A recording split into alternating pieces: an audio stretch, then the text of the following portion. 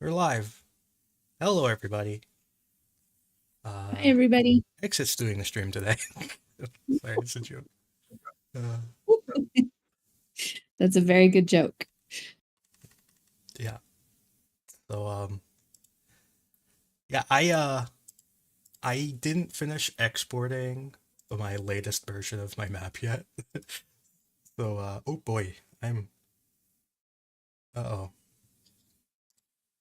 Um. Okay, sorry. I was double streaming. I was streaming to myself while I was streaming.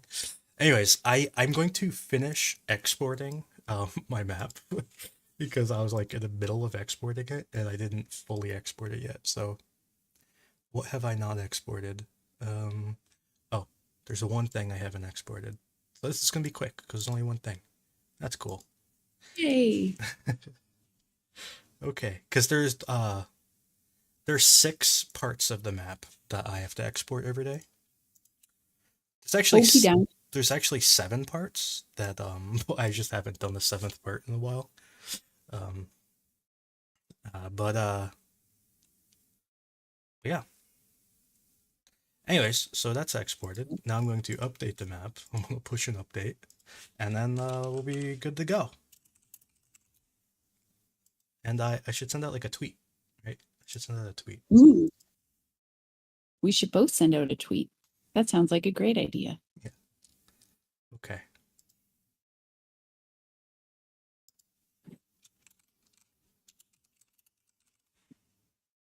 Okay. So, oh yeah, that's all set up. Okay, now I just have to, like, in theory, I just have to reload the map and it'll be updated. Okay, so how's everybody doing? We're all ready to go now. All ready to go. Um, the awkward introduction this time was me exporting the map. But there's always some awkward something. But I guess there's the big news item is Avdiivka, isn't it? Um, is there boat news that you'd like to talk about? Um, we got some interesting satellite imagery today from Nukes put it up. I would have to find it. But anyways, uh showing some boats that are at kind of a little parking area that used to have a whole bunch of like in Crimea that used to have a whole bunch of tents there or trucks, and now there's boats there and boats that we haven't really seen before. So that's kind of interesting. If you go to Radio and Nukes on Twitter, you will find the images that I'm talking about. I'll retweet the well, I have retweeted those earlier, so you can look at mine as well. Um, let's see what else. There was the conference in Crimea, well, not in Crimea, but about Crimea today that Zelensky was at. And he was talking a lot about how much they've pushed their Black Sea Fleet out of Crimea, and that they are able to operate the grain corridor, which isn't really a grain corridor, but we're going to keep calling it that because everybody else does. Um, if you're wondering what I'm talking about, that means that they're exporting more than grain, and they've been very public about that. And so it's kind of weird that everybody just keeps calling it a grain corridor, but whatever. We'll go with it.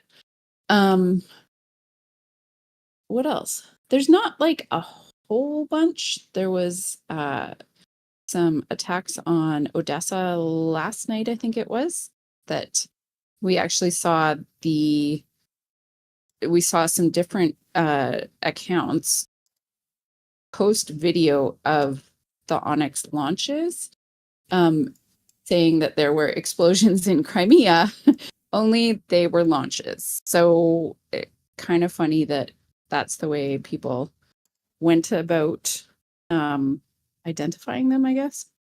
Yeah. So this And that, is this is that video. yeah. So, and those supposedly hit a grain warehouse in the port of Odessa. That's unfortunate. Yeah, not cool. Um, what else? There's not really a whole bunch. Like the corridor keeps operating really smoothly. They are moving like, I think in the last 3 days, they moved 9 ships in, plus other ones out, which is like, that's a lot of ships to move back and forth. And that means that they must be operating really effectively in the ports and able to load ships on a fairly effective basis and able to use the majority of all the ports. That's a really good sign and something that we've been for. So everything is just kind of working the way it needs to work. Oh, there was one report this morning that outside Russia said this morning that outside Sevastopol, they used missiles to take out 3 unmanned boats, Ukrainian unmanned boats, which is an interesting way to describe them because typically they call them USVs, and today they called them boats. So I don't know what to make of that. I don't know if it actually happened. I mean, I'm kind of to the point now where when Russia says something happened, there's usually a little bit of truth to it. It's just how much truth is there, and you kind of have to assess that out and wait for other things to pop up that kind of align with whatever they're saying. But that's just kind of a notable, interesting way that they described it. They don't usually describe it that way. So that's all the boat news. It's not a ton, but it's heading in the direction we want it to head. Let's put it that way. Yep. It's nice that the corridor is working. That's nice. It's excellent. Yeah. That's like money coming into Ukrainian farmers, into the Ukrainian economy. The more that it operates, the better the prices are that Ukrainian farmers are getting for their grain. The more that the insurance drops, the shipping drops, the bonuses you have to pay to the ship crews to go into a war zone drop. All of these things get much more economical the longer it operates. So the more that we see this happen consistently, the better off that picture looks. So I have a question. Uh, Yeah. was there someone paying those extra fees? Like was like the Ukrainian government covering it, or did they just make the farmers pay for it basically? Like the Um, war zone fees and insurance and stuff. yeah, so that is not determined, I would say. There is no specific factual information that has been publicly released that anybody was helping subsidize any of the boats that or the ships that were first leaving through the corridor. Um, and so I suspect that there was a little bit of subsidy going that way, but I don't have anything really to point that out. Based on where those ships specifically went and were delivered to, they were all fairly friendly countries. So it might be that, and they were smaller shipments. It might be that they were specifically hired based on the idea that these were friendly countries that wanted to help out. But I have no actual evidence to actually point to that. So, like, that's purely a theory and speculation. However, the prices that were paid to farmers for their grain were absolutely lower, partially based on the fees that it just costs to transit out, but also based on the fees that it, like, all of the other fees that kind of add up between when you're, so here, grain selling, if you're a farmer, here's kind of like the 101 on grain selling. When everybody is harvesting their grain, there's a lot of grain on the market, people trying to sell their grain because they need an infusion of cash. And so if the market is flooded, you don't get as much for your grain because there's lots of product out there for other people to sell or to buy, sorry. So you at the beginning of the grain corridor, which was right in the middle of harvest for Ukraine, you were definitely getting less as a farmer if you were selling that grain out. Just because there was so much grain on the market. There's still quite a bit of grain on the market, but because there's actually a moving market for it to be exported now, you're getting a little bit higher price because it's not as flooded. They can actually move that grain out. And they know what the majority of the harvest is going to be. So they know how much they can actually get out, and they know what the harvest is in like Canada and lots of other countries that have harvested in recent months. And so grain prices can fluctuate back and forth based on all of those factors, which is a really roundabout way to say there probably was a little bit of subsidy stuff going on. However, none of that is public. There definitely was some of that cost passed on to farmers, but less and less of that is being passed on now. So it's a good thing. Yeah. Did that make any sense at all? Yes. Yes. Okay. Yeah, there's just there's some comments in the chat that I was just thinking about as you were talking, because Uh-huh. there's because Russia is part of this too, like, and I don't mean like their military, like their other ships, like they have to, you know, ship things, like Absolutely. so it just strikes me that there's like this kind of truce going on where it's kind of like Russia is like, we won't attack your ships if you won't attack our ships. That seems to be kind of an unspoken thing going on. Uh, I think it's hard to argue that that is not the case. Like there's definitely Russian ships are starting to kind of mirror things that Ukrainian ships are doing. So as we're watching Russian ships come in and out of their cargo ports, because they're still exporting steel, they're still exporting Russian grain, like actual Russian origin grain goes out of the Black Sea, and the majority of it goes out of the Black Sea. Russian origin fuel and oil and all of these things goes out of the Black Sea in huge quantities. And so what we're seeing is that some of those ships are transiting without AIS on. So that's the ship tracking software that by law, like international law is you have to have your AIS on at all times. Russian ships are turning those things off. We haven't necessarily seen their cargo ships doing that on a regular basis. That's kind of a newer trend. And it's mirroring what Ukraine is doing because they are also turning off their AIS. However, they do actually have a tracking service on. It's just a privately provided tracking service by a separate company that reports, as far as I know, solely to the Ukrainian government so that they have the ability to track ships that are actually in their water. Whereas the Russian ships that are transiting, we don't know about any other tracking that's actually happening with those. But to your point, the idea that there's somewhat of an informal truce of don't touch my cargo ships and I won't touch your cargo ships, I think it's hard to argue that that's not the case for sure. okay.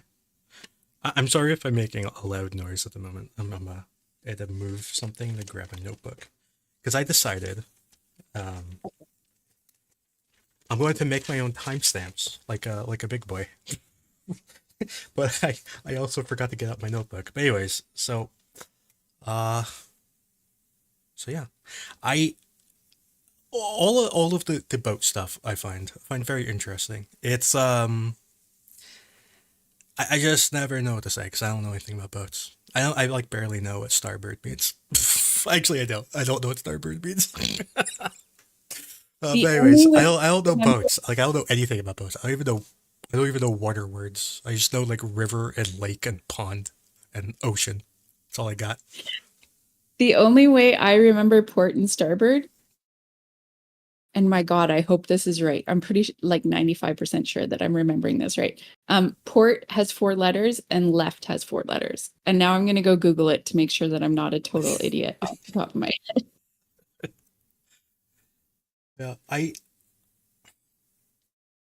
there's like a trivia like fun fact that I think starboard wasn't always called starboard. Like there's a different name, but I don't know what the other name is. So that's a bad trivia. Is that Anyways, actually it changed like the I think port. It might be the opposite. It might be the opposite. Actually, maybe port was the new one because I think it was like starboard and something else that had bird in it. Oh, you're okay. So I'm Googling right now. Um, starboard, starboard means the right hand side of the vessel, and left hand side is now referred to as port, though it wasn't always the case. In the Old English, the term was, my God, how am I going to say this? Bakeboard?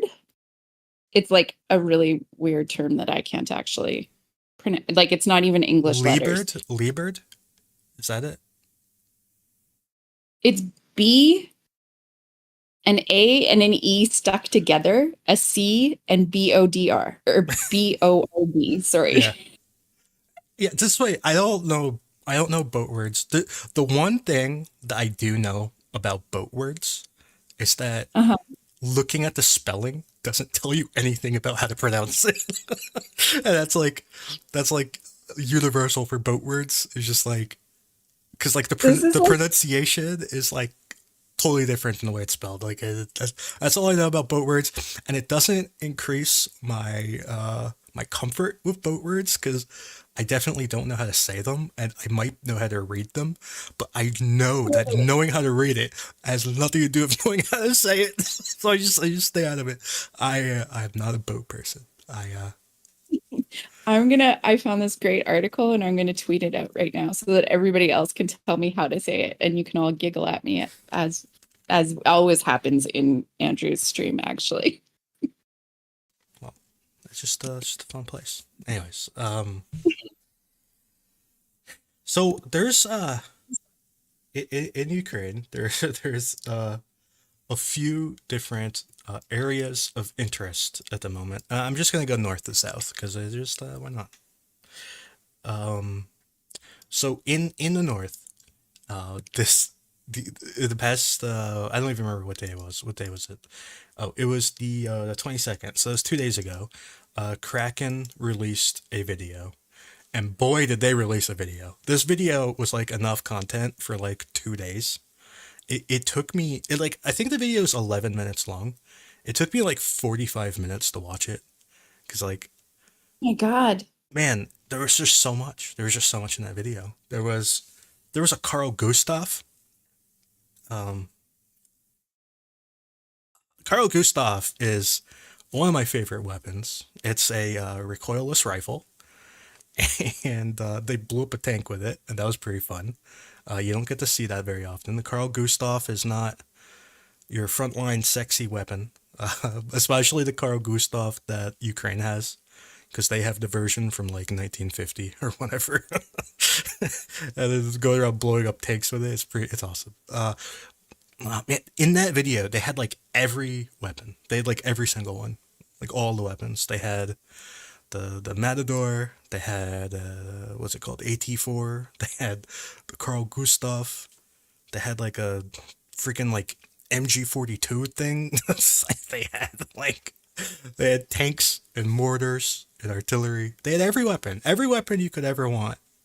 They had a grenade launcher, like the revolver type grenade launchers. Man, they had like every weapon. It was fantastic, and there was a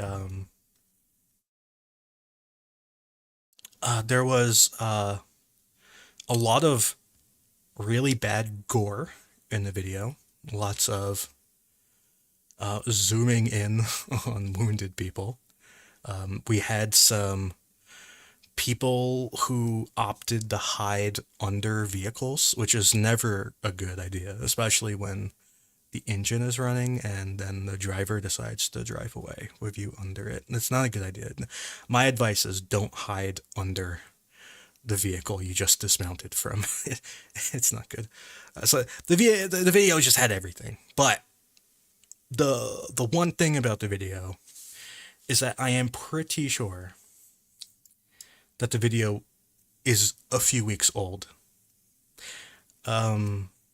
One reason I say this is because there's one section of the video in particular, and I can't show the video, but there's a I can go back in time to a prior map update where this these tanks, these Russian tanks, came up to fight a Ukrainian tank, and then they all turned around and ran away.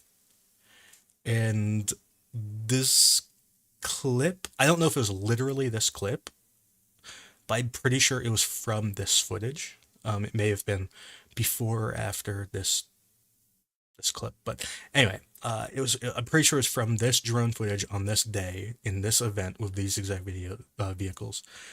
Had this in the video, and we know that this came out on the 12th. So I think that this Kraken video was at least 10 days old when it came out. So, but boy, did the video have a lot of stuff.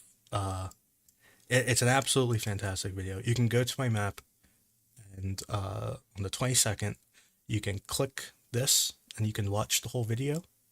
It has a Ukrainian tank, which I think has been identified as a T-80 BV, charging into a Russian-held tree line. It had a BMP running people over. It had all sorts of crazy stuff, and it was a great video. But a lot of people have been using this video to suggest that Ukraine controls more land than I think they actually do. And that's why I wanted to bring it up. I do think that all of this territory at the time of those events, and at the time of those events, I had some of this as Ukrainian controlled, which I think is actually wrong now that I know. But I think at the time of the events, this was a gray area, but has since turned into Russian controlled, and that's just kind of my point. Um, Without a Telegram account, not really. I think there is a version of this video on YouTube, but it's heavily censored and edited. Man, like this video is not safe for YouTube, if you know what I mean. If you want to watch the actual video, you have you either have to watch it on Telegram or you have to watch it a repost somewhere. You know, uh, Telegram is probably the best way to watch it. A very wild video. So, anyway, this is the area around Ivanivka or Ivanivka, whatever. Russia is attacking west from Yehidna. They're trying to get to the town. They have not been able to get past this tree line where they've suffered. If you watch that video, it was really horrific casualties. Like, I don't know how many of those guys survived. That's all I can really say about that. It was if you want, you can go watch the video. You see what I mean. So,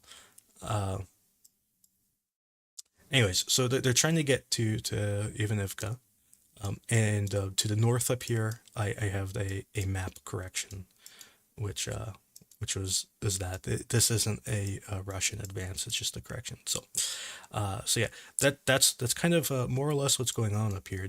Russia is trying to advance towards Kislivka ish. It's not really towards Kislivka. It's kind of like along the railway that's north of Kislivka, trying to get to Ivanivka from the south. They're just trying to get to Ivanivka from basically everywhere.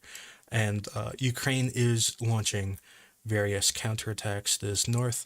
And as you saw in that video, they did a counterattack in this area too. Sort of, not really. It was just kind of a tank rolling up and shooting things and running away.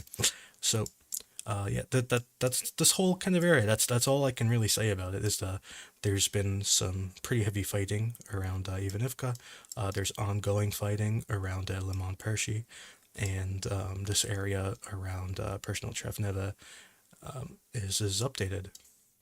Um, You, yep. sorry, when you see videos like that come out and they're 11 minutes long, does that make you want to cry, or is that really exciting? Um, it depends on the video, because obviously we have to go through and analyze every single scene of a video. So it is kind of grueling to watch these really long videos. It takes a lot of playthroughs, like a lot, to understand what's happening. Uh, Well, in all the different places that it gets cut and all of oh those yeah, types. because this is like an 11-minute long video, and like each like clip is like a few seconds long, and there's like this montage of destroyed vehicles in the middle. So I was just like going through this montage. Like there's like a 1 minute montage, and it took me like, I don't know, 25 minutes to watch a 1 minute montage. Just trying to identify all the vehicles, trying to locate them, trying to figure out how they were destroyed. Some of them was very obvious because it was like an FPV drone. Some of them weren't obvious at all because one got hit by a Carl Gustav, and yeah. So it's just yeah. So these long videos, some of them are terrifying. Like whenever Magyar puts out a video, we all take a deep sigh and we're just like, "Oh boy, here we go." It's like today he released like a 15-minute video. We were like, "Oh boy." And there are some accounts that exclusively post compilation videos, and it takes forever. It is so hard to watch a compilation video, especially when they do rapid cuts. So like some of the some of the footage is less than a second long, and then from less than a second, you have to identify the vehicle and try to geolocate it, and it's hard. It's very time consuming. Just to put context on that for like other people, Andrew's really good at that and he does it all day long. I tried to do this with one USB video that was like, I don't know, 4.5 minutes long. And it literally took myself and another person 6 hours that day to try and like cut all of the different cuts into it, label them all, figure out exactly which attacks they were from, like just doing all of the different OSINT work to like geolocate them to rest of that, figure out actually what was happening in the video.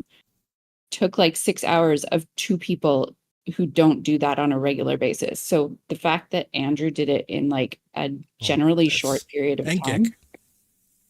Well, okay, sure, but also you guys are more amazing than I think people understand because it's not easy to do that. And I would cry personally. If I saw that video, I'd be like, forget it. There goes my entire week. Yeah, that video, the Kraken video is like, it was like enough work for like 2 days, and it was in like one video, and like we were like, I was only doing like the cursory stuff too. Like I could have gone like way more into detail. Like I know people who were going through frame by frame to identify every single weapon that they could find, and they found like a lot of weapons. There's so many, and like every single weapon in Ukraine was in that video.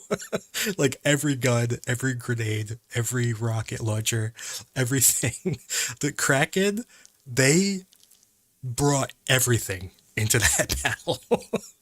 It was like comically huge numbers of weapons, and like they brought like a mountain of guns, and every single gun was a different gun. It's like they didn't have any duplicates. I don't even know how like they have ammo. It's like they bring like one bullet for each gun. They just have so many guns that they don't run out. Uh, That's amazing. Kudos to you guys for actually getting that done because it does. Seriously, I would like nearly cry over that. yeah, there's like a BMP-2 exploded. That was part of the montage. There's this tank assault. This other tank assault. Then we had like shelling. Um, BMP-2 got hit by like a ATGM or whatever it was. It's hard to tell. There's so many weapons, like you don't even know like what is hitting what. Uh, there was some cluster munitions fired. There's just like everything. There was mortars. There was artillery at night. There was a tank shelling. Um, uh, two destroyed BMP-2s. That was pretty cool. Two of them. There's a third one there too. So there's the whole lot going on. Whole lot. So uh, that was one video, and a lot of people changed their map for that video. I don't think changing the map is appropriate because I think all of these map changes that I have, I believe, occurred after that battle was already over. So that's why I didn't change my map after the video came out. So getting on down to Nadia. So there was this. Well, one thing I'd like to note is that we now have this feature that Gik made me put in very cruelly. I must add, very cruelly made me do this. That Yeah, now believe that. now newly contested areas are now dark yellow. So this means that the map has changed. So now, no matter what the map change is, it will glow, um, for better or worse. I noted That's I noted on my green eyeball stream a while ago that there was shelling here, and I think I said this in the stream that I thought this meant that Ukraine was here, but I kind of chickened out of so this was on the 18th that I saw that, and I kind of chickened out in updating the map, but there's like just increasingly more evidence showing that this is a gray area, so that's how it's marked now.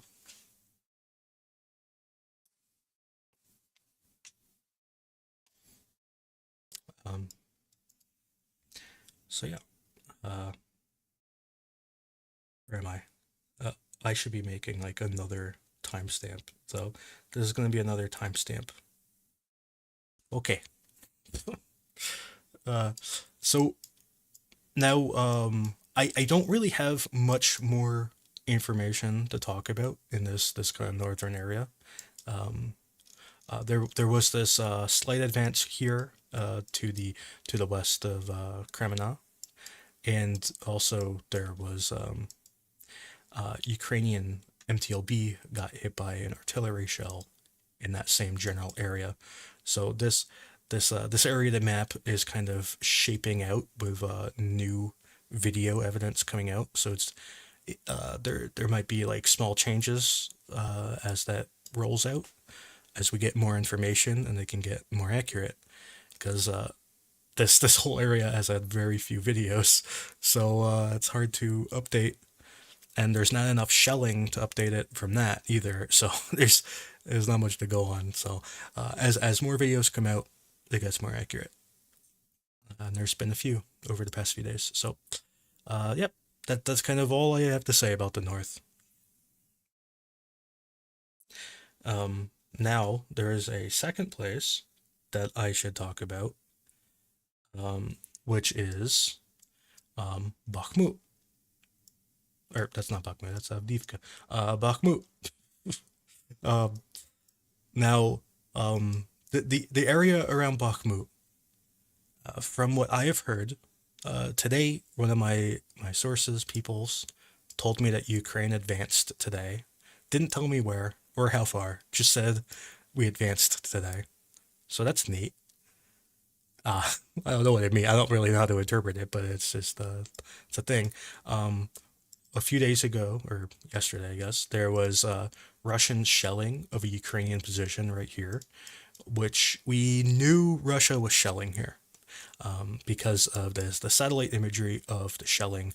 And if you remember, I made all of the areas where I saw any shelling at all, I turned into a yellow, gray area. And now Russia is shelling right here. Now, this could mean one of two things. The conservative approach, which is what I took, is that Ukraine is sending out recon and whatever, and they operate, and then, but they don't hold it, and then have to pull back every once in a while or rotate and whatever. So it's a gray area. The more aggressive approach is that this is an actual legitimate Ukrainian position, and the gray area actually extends maybe further out here. So those are the two interpretations. I went with the conservative one.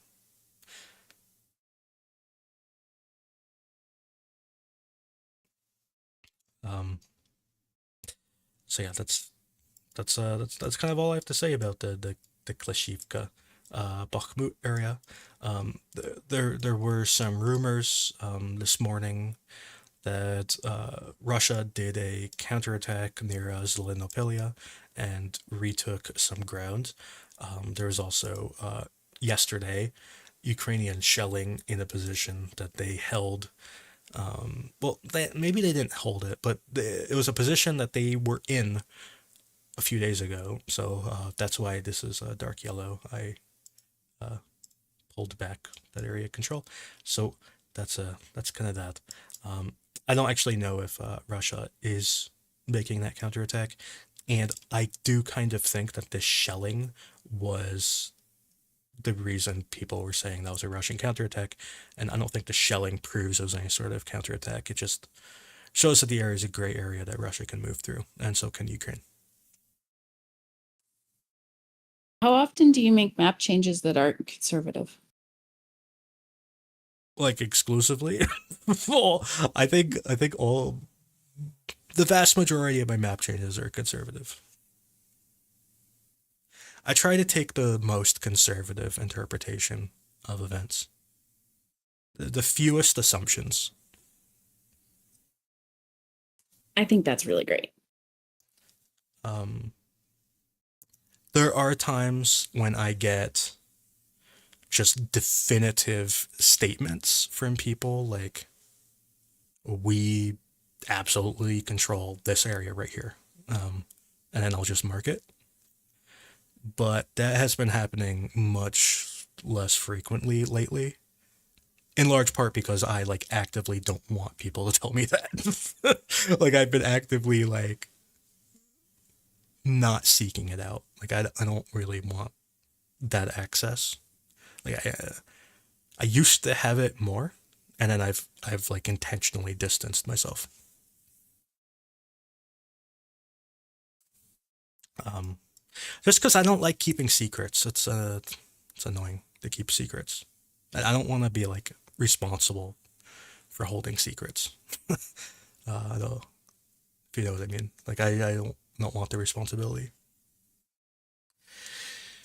Yeah, I think that's something that people don't like realize a whole bunch. There are like very specific questions that I intentionally just don't ask because I don't want to be responsible for knowing the answer.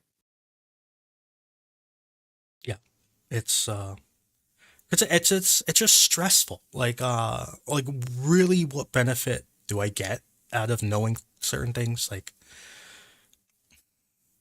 it's really not about it's just a burden. Like I can't use it for anything. So, and I don't need it. It's like just it's like wanting it's like an ego thing to seek it out, I think. And I just don't have any need for that. So anyway, that's kind of the Klashivka area. Now we're going to get to the part that everybody wants to talk about, which is the Avdiivka area, because there's nothing in between. Okay, so what's going on in Avdiivka? Avdiivka is kind of a mess. Just to be honest, it's a mess. It's a mess for both sides. Um, I think what is happening right now, like I don't know what Ukraine was planning for or what their goal was or what their reserves are. So I'm not, I'm gonna stay away from like criticism or making assumptions about their motivations or whatever. And I'm just gonna stick to what I see happening. So Ukraine did their big offensive in the south. They pushed until they couldn't push anymore. Then they stopped for a while because they ran out of ammo and whatnot. Then they were given more ammo to restart the offensive, basically. And then they pushed and pushed and pushed until they couldn't push anymore. And they stopped again. So that was kind of what happened in this Robotyne area. There was that distinct period in the middle where they weren't really doing much because they ran out of ammo, and then they pushed and pushed and pushed, and then they ran out of ammo again, and that's kind of where we are now. So they're still attacking and stuff, and we're gonna get to that in a moment. But that the huge attacks where they were using tons of ammunition to attack Russian trench lines, etc. That's basically over for, and it has been for a while now. So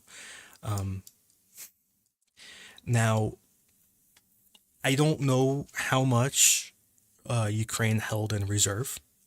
I do think with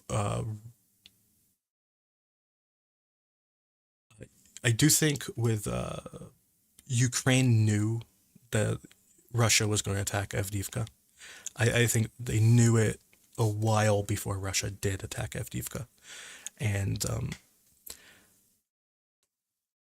Russia began their assaults on Avdiivka around October 1st, and it ramped up in intensity until the 10th when they did their huge pushes.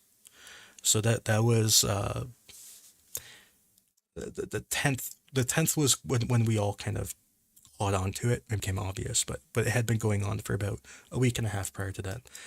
Now, Ukraine was preparing for that, and if you go back and kind of read what Ukraine was saying between the 1st and the 10th, they were making a lot of not very subtle hints that Avdiivka was very important. And I think a lot of people were ignoring it. And I'm not really sure why, but they were.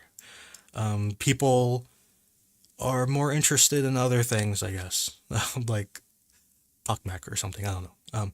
So that's kind of some background to what we're getting into now. The first few days of this Russian assault, Ukraine appears to have they appear to have largely stopped the assault for the first week or so, using a large amount of ammunition. The first few days they didn't have that much artillery, and they used mostly like FPV drones and stuff. And then like the second or third day or whatever, they pulled in their artillery reserves, and then their artillery was going crazy, just shooting lots and lots of stuff. And now they appear to be running low on ammo again, and Russia has pivoted from their initial strategy of using these huge columns of vehicles to instead be using these infantry. And this is particularly true around Krasnohorivka, where Russia is assaulting in three different angles, or three different vectors. The first vector is kind of south west from Krasnohorivka towards the coke plant ish area. The second vector is just due west towards Stepova. And the third vector is kind of northwest towards Novokalinove. So these are the three vectors. This northern vector is it seems to be more active now, whereas in the initial assault, these southern two vectors were more active. Right now, this vector towards the coke plant is the least active, and it's probably because they just captured this heap. Now, a lot of people are claiming that Russia didn't capture it and it's contested. I don't think it's contested. Personally, like, maybe I'm wrong, but I don't think it's contested. Russia posted their little flag video, which was stupid, and then Ukraine broke their flag with a drone, which was kind of funny. But I don't think that the flag really has anything to do with anything. People are saying that there's no infantry up there, and that's why Russia doesn't control it. But they're conveniently ignoring that Russia is in the tunnels. They're like in the tunnels, which is kind of the important part. But anyways, I think Russia does control this slag heap, and I they're not really doing much right now. They're probably getting ready to try to assault the coke plant in the next few days. So, Yep. newbie question, Yep. which I really shouldn't be a newbie by now, but anyways, the tunnels from the slag heap, can they get to the coke plant? I honestly don't know anything about the tunnels. I didn't even know the tunnels existed until today. Well, they'll tell you. Um, So not totally a newbie question. Okay. yeah. I I mean, I'm not surprised there are tunnels. I never saw them before. Um, Yeah. I imagine they probably do go to the coke plant because, like, what other purpose would the tunnel serve? Like, the tunnel is for getting, men and supplies to the heap. So it makes sense it would go to the plant because that's where the people would be coming from. So, but I don't really know about these tunnels. Okay. Thank you. This slag heap is not important. It really is not important. Um, what is important is the coke plant, and it is important that the slag heap gets you closer to the coke plant, but the heap itself really is not that important. We're gonna get to what is important in a moment. So, this western attack out of Krasnohorivka, um, this is where they lost just astronomical numbers of vehicles. They kept trying to cross this field and kept getting all blown up. So I don't know exactly what they control in this field now. Some people are saying they control this entire tree line to the west. Some people are saying they control this field, which seems unlikely because it's literally just a flat field. But whatever. They probably control something in this field somewhere. And to the north, they did an attack here, and they lost a BMP at least. Uh, and we have some other unpublished videos from here where they lost a whole bunch of other vehicles as well. Some very spectacularly.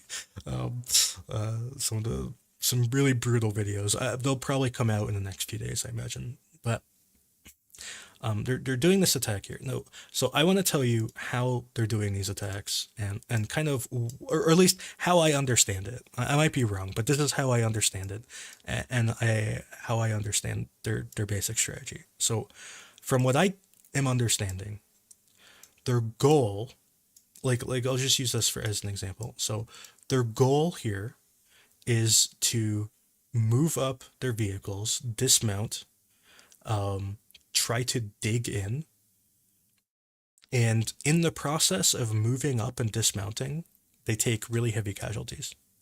I've I've heard I've heard that if you send 35 survive. So it's a lot of casualties. So you lose 25 out of 30. But if you keep sending 30 and 5 survive each time, then eventually you build up a group of survivors, right? And they can dig in, they can build a little trench or whatever defensive network that they can. And once it's built to a certain point, they send in infantry to reinforce it, and they kind of capture the position that way. And then they send in vehicles to go to the next point. So that this is how they're kind of working their way up. They don't really seem concerned about how many casualties they're taking. Their strategy is very much a weight in numbers. And the best counter to this is mortars, but Ukraine doesn't really have enough mortar ammo. And this is why Ukraine needs mortar. This is why I keep bringing it up. It's vitally important. You need mortars to stop this sort of advance. It's because if the infantry were moving up and trying to dig in, mortars are the best weapon to dislodge them because they attack basically straight down, and you can deal casualties to the trenches, etc., using mortars. Especially combined with drones, mortars plus drones is just good. It's a good combo. So, and it's good because drones are good at correcting mortar fire because mortars fall like straight down and the drone looks like straight down. So you get like the perspective of the mortar shell from the drone, and you can use that to correct fire. And then in addition, the drones can drop grenades and other bombs. And you also have FPV drones, which are themselves a bomb. So mortars and drones are kind of the way that you stop this sort of assault. But Ukraine doesn't have enough mortars, and Russia's pretty much just taking advantage of that. And now you could go back in time and you could say maybe Ukraine did their offensive. They kind of ran out of ammo, and then they got more ammo. Maybe they shouldn't have used that ammo for more offensive. Maybe they should have used that ammo to defend. That's how I personally think that's what they should have done. I think they should have stopped the offensive in July and cut their losses and just said, well, it didn't work. But they just kept going for it. For better or worse, they just kept going for it. Anyways, that's more or less what's going on here. Russia is trying to grind their way through very slowly. They don't have to get very far, and that's the issue. Is that you might say that they're taking a lot of casualties per unit that they're traveling, like per kilometer, they're taking a lot of casualties. But the issue is they don't have to go that far. They only have to go to like around here, and then Ukraine's in a lot of trouble. So they only have to go like another kilometer or two. Now, what can Ukraine do to stop this? Well, they can fire more ammo, dip into more of their reserves of artillery and mortars to stem off the attack. I don't know how realistic that is because they'll just run out of ammo faster, basically. Or They can do counterattacks to dislodge the Russians as they are building their fortifications and not letting them set up. But those sorts of counterattacks, we saw Russia doing this in the south, and those counterattacks can take a lot of casualties. They can take a lot of losses. So that's why people are saying the situation in Avdiivka is very up in the air right now, because we don't really know that much about how many resources Russia has available, and we don't really know how many resources Ukraine has available, and we don't know what the breaking point is for either side, and that's why it's very uncertain. Um,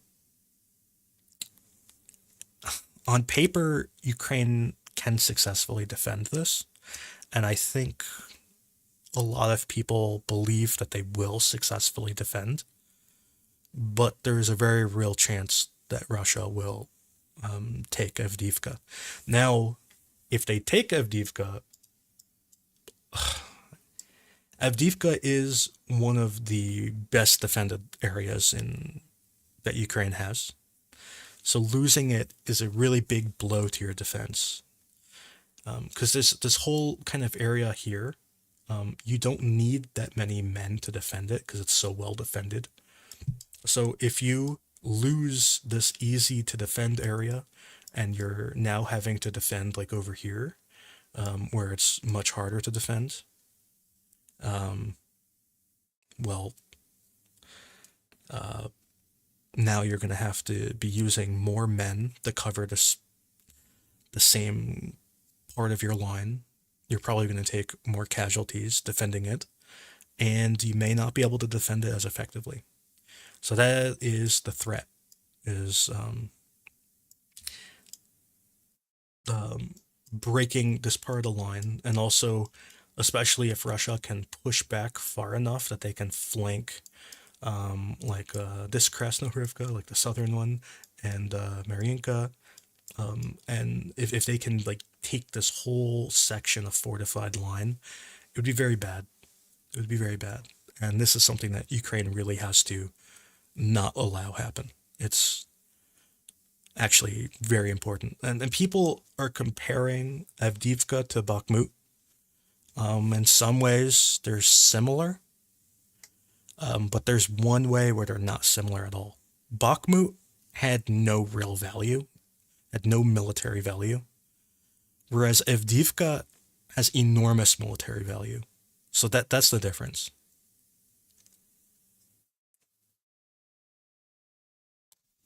So that's kind of all I have to say about Avdiivka.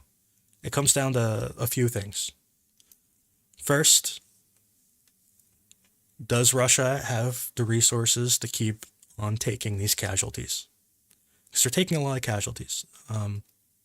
I've seen Russian reports, so these are not Ukrainians, they're Russian reports claiming 1,300 dead and 1,000 wounded. So that's a lot. The Ukrainian reports are claiming like 12,000 wounded, which I think are ridiculous. I don't think that's accurate at all, but maybe somewhere in the middle, like maybe there's 5,000 casualties. I don't know. I really don't think so. Maybe like 3,000. I don't know. Anyway, the Russians are claiming it's like 2,500, something like that. But and that was also like 2 days ago. So, anyways, can they withstand those casualties? Does Ukraine have enough ammo? And can Ukraine sustain the casualties that they are themselves suffering? And can they stop the slow advance? And can they reverse the advance in some areas? So these are all the problems that Ukraine is running up against. And that's kind of all I have to say about Avdiivka for right now. Okay. I have like nothing positive to even ask about that. You're totally doomed, dude. I was trying not to do them, I was trying to just No, you were be a like straight actually shooter. you were a straight shooter. Unfortunately, the story isn't all that positive, and that's not on you. So, yeah. But I mean, to your point, it's useful to be a straight shooter. It's useful to tell the conservative story. And it's extremely useful to point out all the things that we don't know. And there's like a ton of them, which makes it impossible to really be clear on what's going to happen next. Yeah, and there are a few points. Um, there's some things that analysts got wrong. People thought that Russia was withdrawing troops from the Kremenna area to send them to Robotyne, and that was wrong. They were sending them to Avdiivka. The public and analysts mostly entirely got that wrong. Now, whether Ukraine themselves got it wrong, I have no idea. I assume they had better information. So that's where it seems that guys from the Svatova Krebana area went to Avdiivka. At least that's how I understand it. I personally don't follow troop movements just because I find it like impossible. uh, I, I I just I find it extremely difficult to follow troops because there's so many things you can get wrong. There's so many ways to be wrong, and I don't really trust it because you don't know if like a company is going somewhere or a battalion or a brigade. You don't know what their intentions are, why they're going. Was this planned ahead of time or is this a reaction to something? You have no clue. You can make guesses. You can have some sort of reasoning to it, but you ultimately don't know. And just because you see a unit patch or a vehicle or a VK post or whatever, mean it doesn't necessarily mean what you think it means. And it's just there's so much ambiguity and unknown and like error, like just measurement error, uh, that I don't really trust tracking unit movements. So, um, so yeah, anyways, I think not really knowing what Russia has in Avdiivka is one of the biggest unknowns. It is interesting that Russia apparently required about 11 months to build up the troops for this assault or for this battle. It took them about 11 months. They've been training troops all summer, all spring and summer. They've been building a reserve of vehicles. I have no idea how big the reserve is, but they've blown through 200 of them. So we do know that their reserve was at least 200 vehicles because that's how many they've lost. Anyways, so we don't know how big the reserve was of vehicles or ammo or troops. So we don't know what Russia really intends here. Now, I am of the opinion that Russia's plan is to break the entire southern line here. And by the southern line, I mean Avdiivka, Mariinka, and Volodar. This is the southern line to me. I think their goal, whether it is realistic or not, I think their goal is to break this line, to capture at least one of these three settlements, cities, and then use that to leverage to capture the other two. I think that's their goal. I think I've said it before. I thought I thought like, Konstantinivka I think is one of their primary goals, and I I thought that they were going to push for Konstantinivka as their primary push, but they've pivoted away. They're going to Avdiivka as their primary push. I'm I'm still not certain whether their forces were 50-50 and they hadn't decided yet, or if Avdiivka was always their goal and Novomykolivka was distraction. I don't know. I still don't really know. I kind of think that they're going to push Avdiivka until they get stuck, and when they get stuck, they're going to push for Novomykolivka until they get stuck, and then go back to Avdiivka. I kind of think they're going to just go back and forth between the two and keep pushing until they break through. I think that's their goal. And if Ukraine can weather this storm, it would be a very, very significant achievement. Because I don't think Russia is going to stop. I think this battle could last months.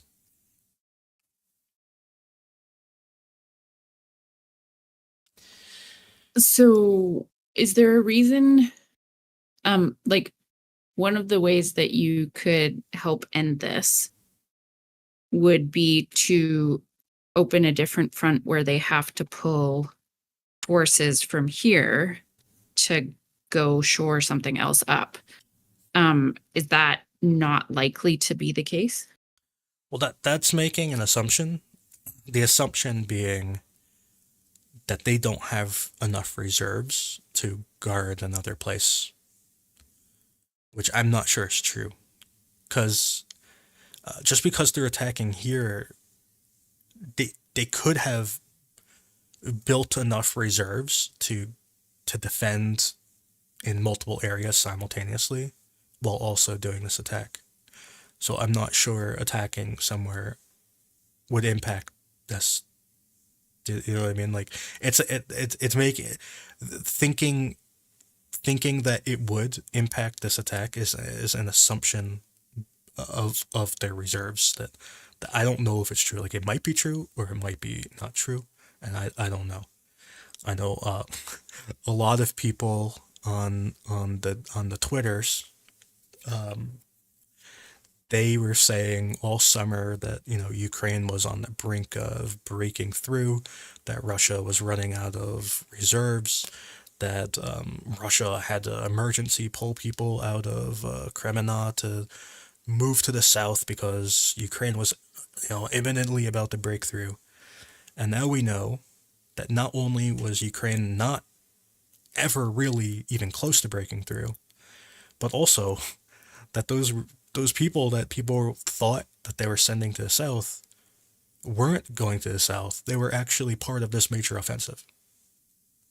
So the people make a lot of assumptions, and a lot of those assumptions end up wrong at the end of the day. And I'm trying to make as few assumptions as possible. I think my main assumption, and I might be wrong, but my main assumption is that Russia's never going to stop attacking, because I don't think Putin views this what's happening as a victory. I think he views this as at best a draw, and I don't think he can end the war without a victory. So I think he's going to attack until he thinks he won.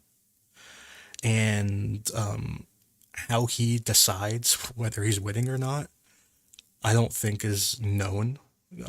I kind of think that he wants to capture the administrative borders for Donetsk and Luhansk. And for him to do that, or for Russia to do that, they would have to, push,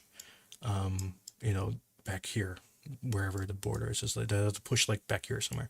So they would have to capture Avdiivka and Mariinka and Krakow and all these other areas. They'd have to capture all these other cities in order to get there.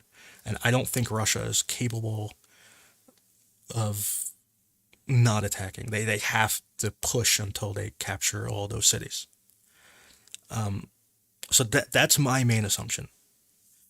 Other than that, I'm really trying to make as few assumptions as possible. I don't know how many troops they have.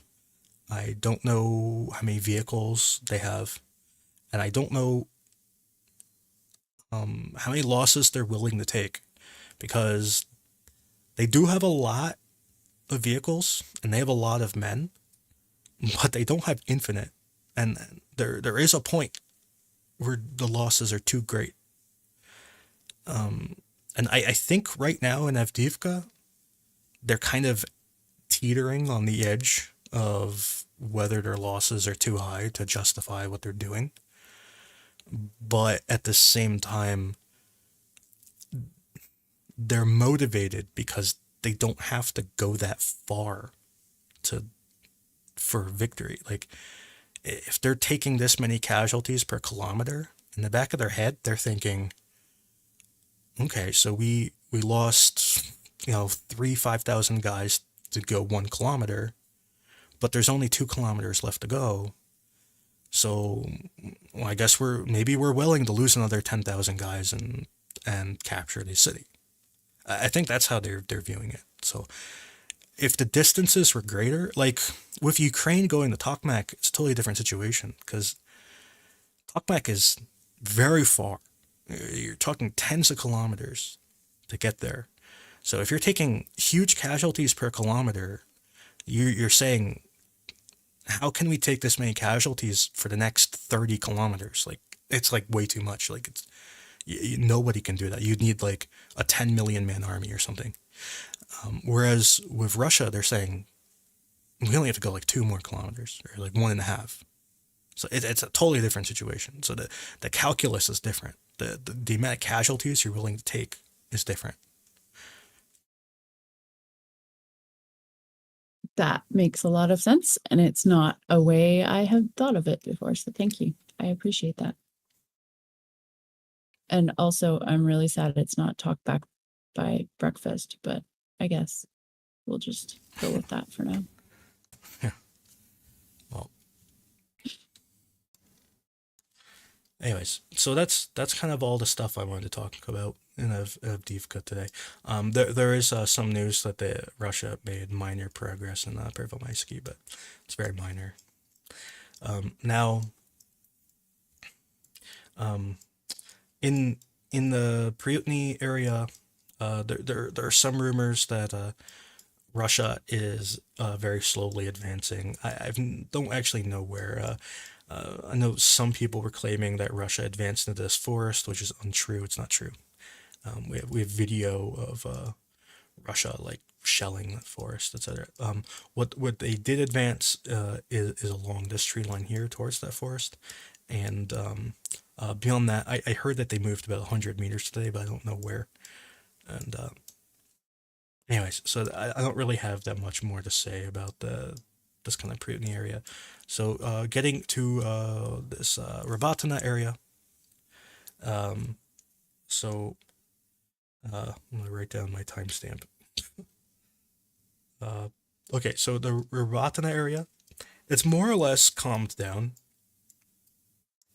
Russia is doing this kind of counterattack here to the east of Novoprokopivka, but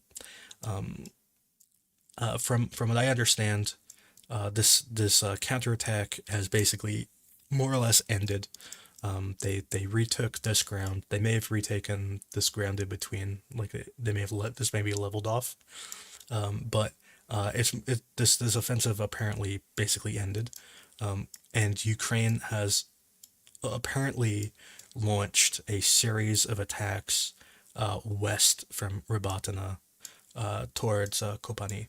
So and they lost a Leopard, a Leopard 2A4, and they lost a T-64, and a few other vehicles like there was an M113 and a few other things of that nature that they lost in this attack. So so yeah, that's kind of all I have to say about Robotyne. Is the Russian counterattack in the south appears to have ended, and now Ukraine apparently launched an attack west. I'm not sure how big this attack was. I'm not trying to oversell it. I I honestly think it may have been a battalion or less in size, like maybe two companies, maybe one company moving west, and they lost a few vehicles. So that's pretty much all I have to say. There's not much else to say. It's like this area, there are still things going on, but it's not major. It's not. You wouldn't call this an offensive. It's more like small tactical battles.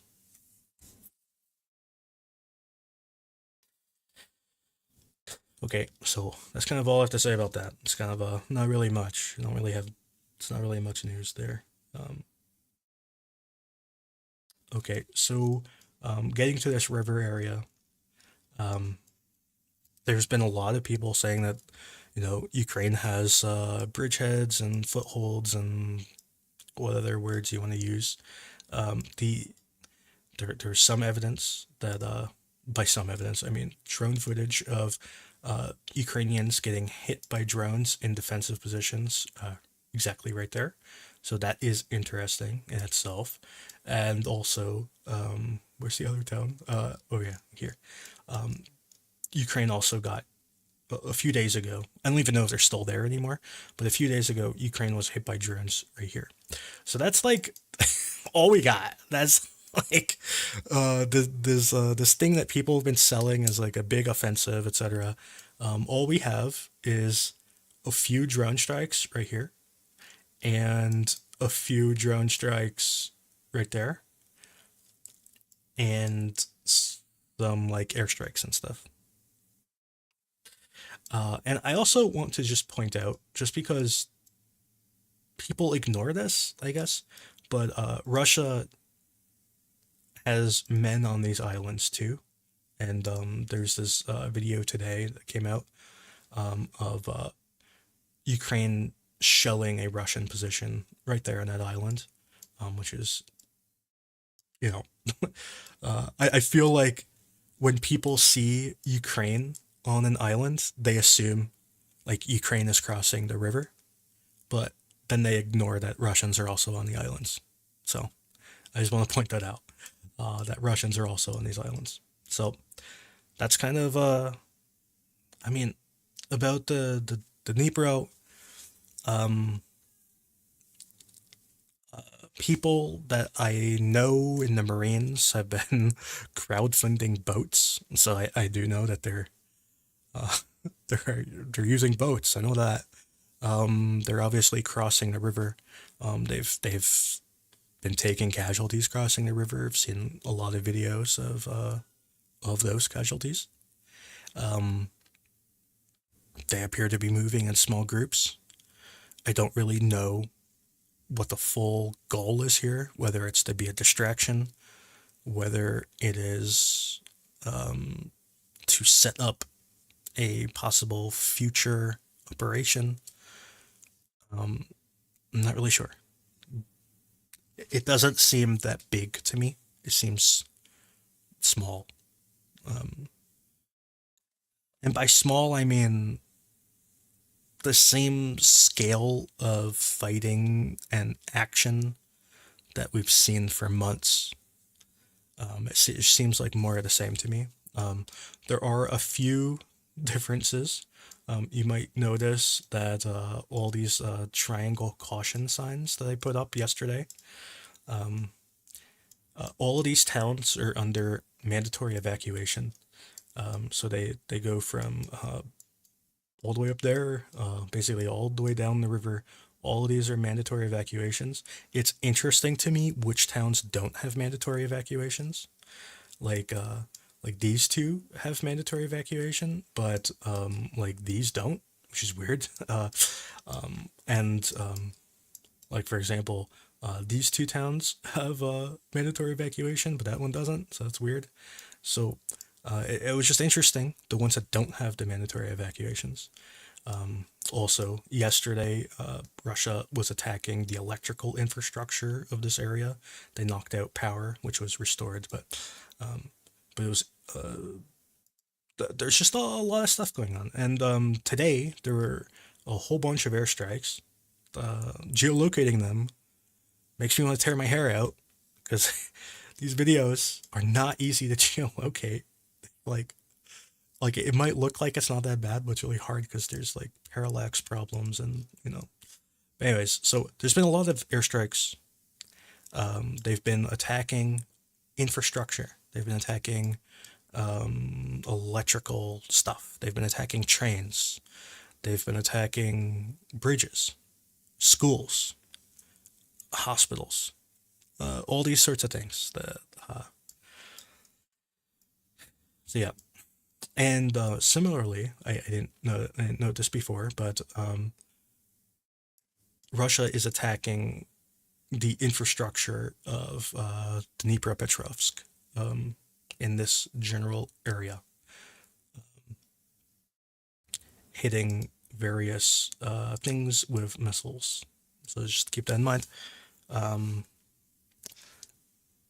I normally wouldn't talk about these areas getting hit by missiles, but the governor, I think his name is Sergei Lysak, Lysak, whatever. He wrote about both missile strikes, so I feel safe talking about it if the governor's willing to. Can I just point something out for a second here? Sure. You commented that something there was interesting to you. And I had somebody in my replies today saying, how many times are you going to say the word interesting and not explain what it means? And I kind of took a little bit offense to that because I often say things are really interesting to me. They're interesting because I don't necessarily know what they mean, but they're not normal. So that makes them more interesting than like the normal things that I see on a regular basis. When I am watching things going on in Ukraine, I'm watching for trends of what is normal and what is outside that normal. And when something is outside normal, then it becomes interesting. It doesn't mean that I have any idea what the heck that means. It just means that it's really interesting and we should be paying attention to it. And so, yeah, oftentimes I will use the word interesting. I'm pretty sure Andrew uses it in a fairly similar way most of the time. And things can be interesting without us knowing exactly what they mean. Yep. But you correct me if I'm wrong about that. Yeah, I just to me interesting is like out of the ordinary. It's like I sit here and I read the police reports and the governor statements and all these things every day. And there's a lot of them and it takes a long time to read them. And every once in a while there's something that just like catches your attention. Like the one time when the national police said that a house, no, not a house, it was a warehouse was struck and destroyed by an air-to-air missile. And I said, that's odd. That is, it's odd for a building, like a large building, to be destroyed by an air-to-air missile. It's not, it's not normal. So I just stuff like that's interesting. Like this missile being shot down near Kamyansk. That was interesting to me because last year Russia attacked Kamyansk a lot with the X-101 cruise missiles, but they don't really attack it much anymore. And I believe it has electrical infrastructure going through it. I'll turn on the topo map because it has electrical. I believe that there's some electrical substation here somewhere. I don't know where it is, but I believe that there's some very major electrical substation here that Russia kept attacking with cruise missiles last year. And whenever a missile goes there, I always wonder, are they attacking that substation again? I don't know. Or maybe they were just trying to fly over it to somewhere else. I have no idea. But yeah, I don't know. Yeah. So yeah, that's more or less all I have to talk about. Uh, there was one event that I think happened over the weekend. Probably everybody knows about it by now, but there was an S-300 strike on the Nova Poshta in Kharkiv. It was one of their main terminals. It hit this terminal right here. My dots are in the wrong place. It's embarrassing. They should be right there. But anyways, it hit this terminal right here. Um, Now, I want to say that this terminal is a brand new terminal. It was like state of the art. I believe all of the computers and machinery were donated by the Dutch, I think. But anyways, it was destroyed. A lot. I think six of the employees died. I think there was a very interesting thing that came out today about this. That Nova Poshta. I don't.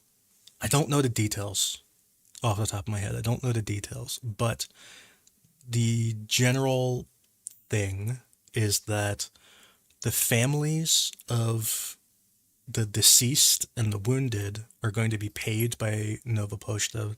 They're going to be paid like a significant amount of money.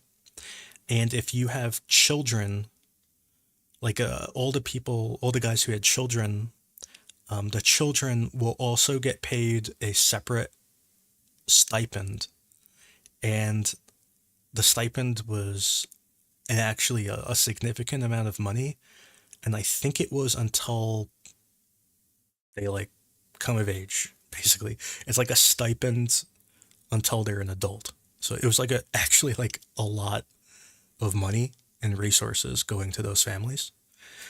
And Ukraine, like Ukrainians that I saw were they're like, why can't like everybody like why can't every company do that? Like why can't the military do that? Like everybody was like it was like everybody universally said that's a great plan and it should apply to everybody, basically. So I don't know the exact details. I think the children's stipend was like $12,000 or something, which in Ukraine is like a lot of money, especially like per child. It's like 12,000, and then there was another stipend for family members, like your wife or whatever. To be fair, um, Nova Poshta might be one of the few very economically viable enterprises in Ukraine right now, and that might be why they're capable of doing that. Whereas there's probably a lot of other enterprises that aren't really making enough money to be able to afford to do that for most of the people, unfortunately. Yeah. Well, I know. It was just really interesting reading all of the reactions from Ukrainians to that because a lot of Ukrainians they seemed very proud that Nova Poshta would do that, and also simultaneously upset that other like the military doesn't do it. Yeah, and I'm not like, don't take my comment as discounting that in any way, because I'm not. It would be amazing if the military did that as well. But just like generally looking at the economics in Ukraine right now, I can see how that might be really hard to do for basically most of the companies that are in Ukraine. Because there's a lot of them that are just struggling to kind of get by and get like normal operations working on a regular basis despite all of this bullshit. So, oops, I'm probably not supposed to say that on YouTube, am I? Yeah, you Anyways. can. Oh, okay. There's one word I can say on YouTube. At any rate, I was just trying to point out that, yeah, it sucked. It's cool that Nova Poshta can do it. It's probably because they are a lot more economically viable than a lot of other enterprises right now, which is great for them and unfortunate for everybody else. Yeah. Um, anyways, that's kind of all I wanted to talk about today. That covers all the news, all of it, all that I can think of anyway. I should state that I haven't slept in like 2 days.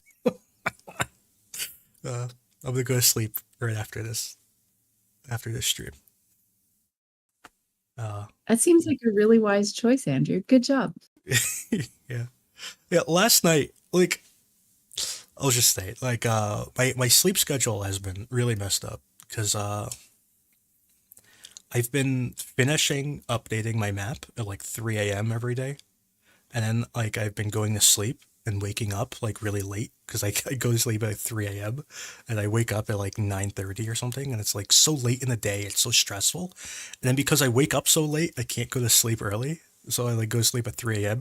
So like today, I was just like, I finished work at like 3:30 and was like, man, the cycle is going to go on forever unless I do something to change it. And the change was not going to sleep.